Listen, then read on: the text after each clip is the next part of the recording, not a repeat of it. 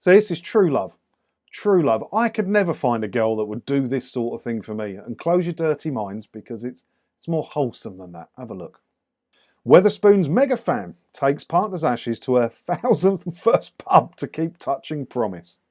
So it's been my dream to do all the Wetherspoons, and when I bet a mate, I talked about it in a video ages ago, didn't I? I bet a mate years ago that I could go to them all in a year, and I lost a 50 quid bet because it's not realistic, because there was over 1,000 at the time.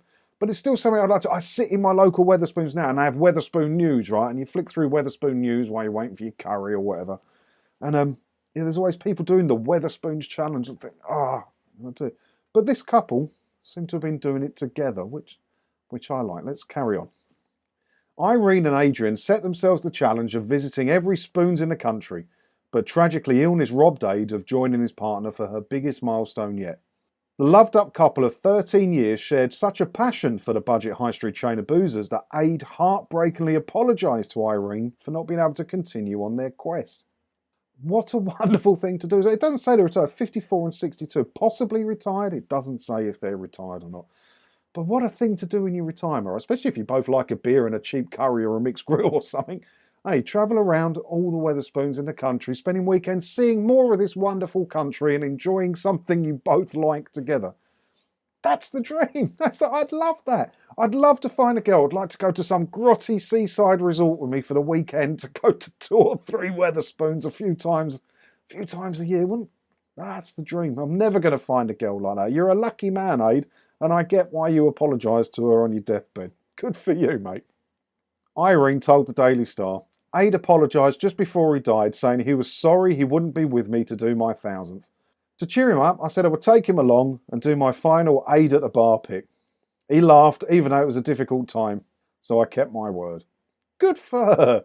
What a lovely story. So she still went to the 1,000 and she took the urn with his ashes in it and carried it on. Now, what a wonderful thing. What a wonderful thing. When my old man went, he was a publican and he loved a bit of Spain. So when he went, we took his ashes to Spain, and we were going to scatter them. Well, we did scatter, but we had him on the table and we were having a few beers in his name, right?